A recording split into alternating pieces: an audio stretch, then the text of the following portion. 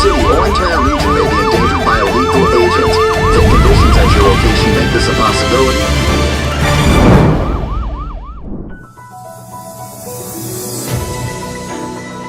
Magandang araw! Tuloy-tuloy ang serbisyo at pagtulong ng nangungunang humanitarian organization sa nagdaang buwan ng Oktubre. Ako si NC Angeles para sa The Philippine Red Cross, The Red Report. Sa unang balita, kaugnay ng pagdiriwang ng World First Aid Day ngayong taon, Philippine Red Cross inilunsad ang blended learning program para sa kasanayan sa first aid. Tinutukan yan ni Red Reporter Ruby Asuncion. You see, if you don't know what we have, if you don't know what you have in your community, if you don't know that there is a first aider, if you don't know you have logistics in the Red Cross, people will die. That's why I coined this slogan, plus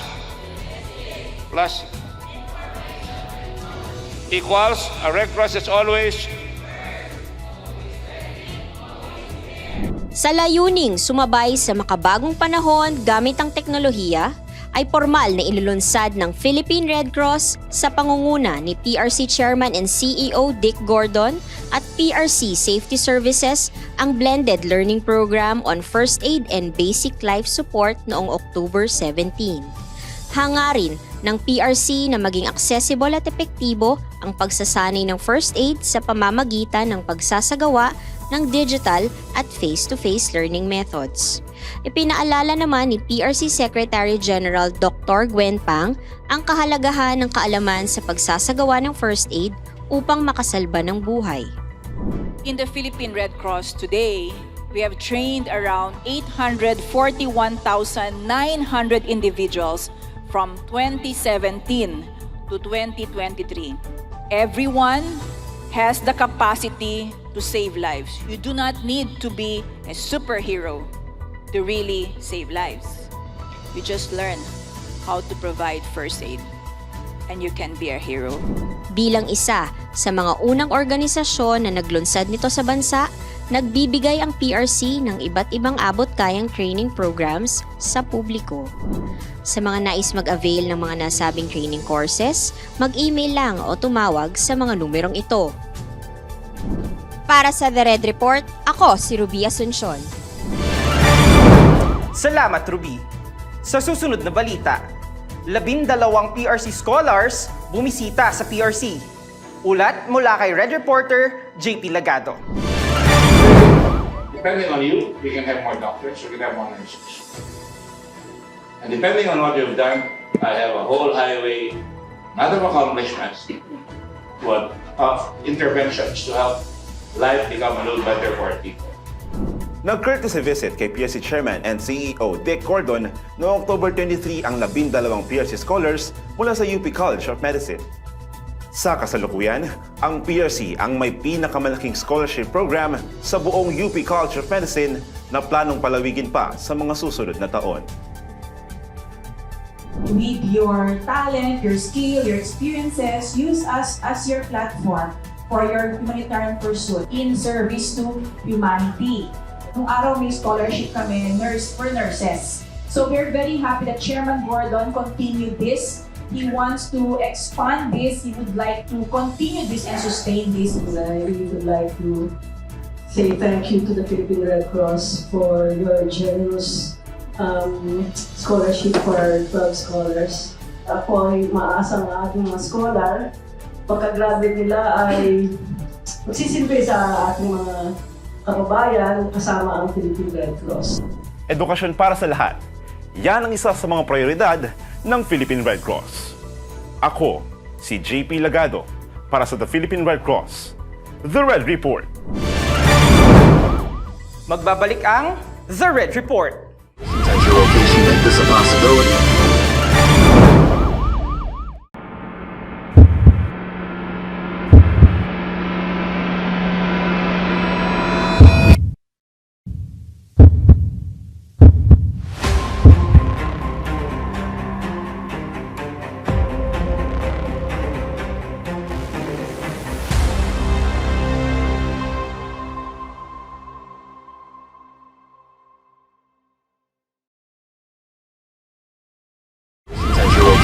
this a possibility?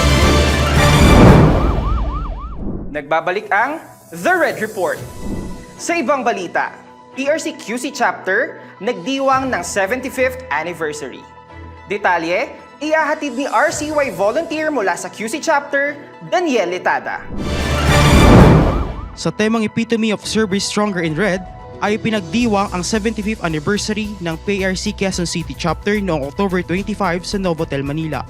Dinuluhan ito ni na PRC Chairman and CEO Dick Gordon at PRC Secretary General Dr. Gwen Pang. I'd like to congratulate once again the Red Cross chapter of Quezon City. I'm proud to be associated with it. We're always doing something, and I hope that we will continue to do something right all the time. Ibinahagi naman ni PRC QC Chapter Chairman and member of the PRC Board of Governor Ernesto Isla ang sekreto ng tagumpay ng PRC QC Chapter. Our staff, I consider this a family.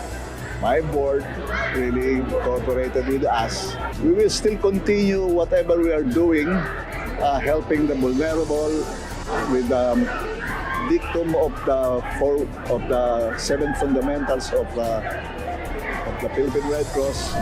Inabangan naman ang paggawad ng parangal sa mga natatanging organisasyon at individual kabilang ang batikang mamamahayag na si Mel Chanco, na founder ng GMA Kapuso Foundation na siyang isa sa mga katuwang ng Philippine Red Cross sa pagsasagawa ng bloodletting activities sa bansa.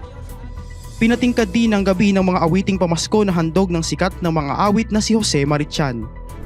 And may the spirit of Christmas be always in our hearts.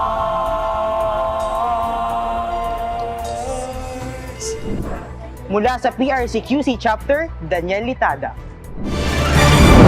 Salamat, Daniel. Sa susunod na balita, Beauty, Health and Wellness Day idinaos sa PRC. Balita ihahatid ni Red Reporter, Sharian Presilda. We would like to dedicate this day to all of you as part of our appreciation to all the staff of the Philippine Red Cross Headquarters. Pag maganda yung kalooban, nag-i-extrude, gumaganda lahat. Yun ang gusto natin promote sa Philippine Red Cross. Beauty from within, beyond surface.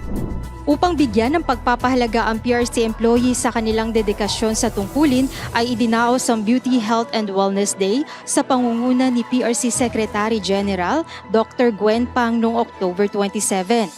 Bukod sa libreng mga serbisyo mula sa iba't ibang sponsors, ay natuto rin ng mga lumahok sa ibinahaging kaalaman ng mga imbitadong personalidad.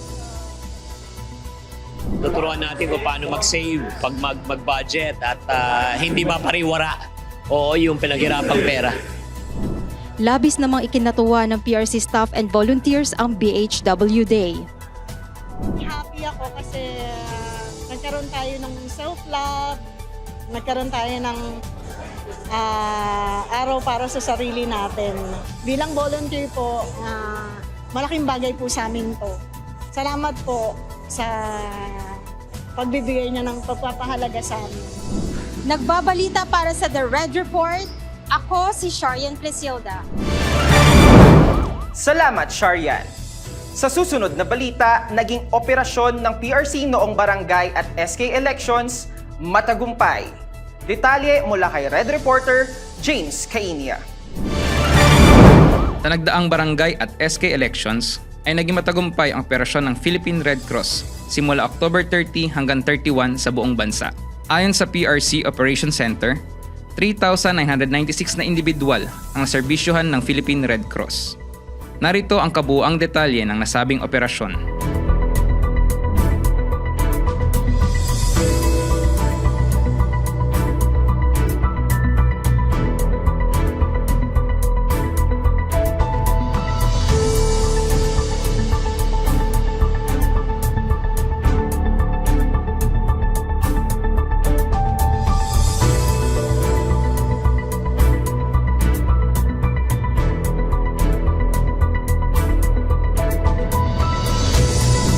At yan ang naging operasyon ng PRC sa nagdaang barangay at SK elections. Balik sa'yo, NC. Maraming salamat, James. Marahil ay madalas niyong naririnig ang PRC chapters at ramdam din ito sa inyong lugar.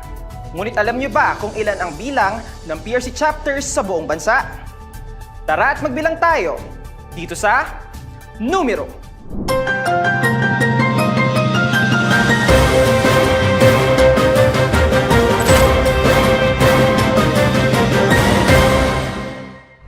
Kahit saan ka pumunta, mayroong PRC chapter na handang maglingkod sa'yo. Mula sa 36 na chapters noong taong 1946, mayroon ng 102 chapters ang Philippine Red Cross sa buong Pilipinas. Nagsisilbing katuwang ng PRC National Headquarters sa mga syudad at probinsya upang mabilisang maipaabot ang iba't ibang life-saving services ng PRC. Yan ang numerong dapat niyong malaman hanggang sa susunod nating pagbibilang. At yan ang kalipunan ng mga balita patungkol sa naging operasyon ng Philippine Red Cross sa buong buwan ng Oktubre. Sa pangunguna ni PRC Chairman and CEO Dick Gordon para sa mga Pilipino. Patunay na ang PRC ay always first, always ready, always there. Muli ako si NC Angeles para sa Philippine Red Cross, The Red Report. Volunteers plus logistics plus information technology equals a Red Cross that is always first, always ready, always there.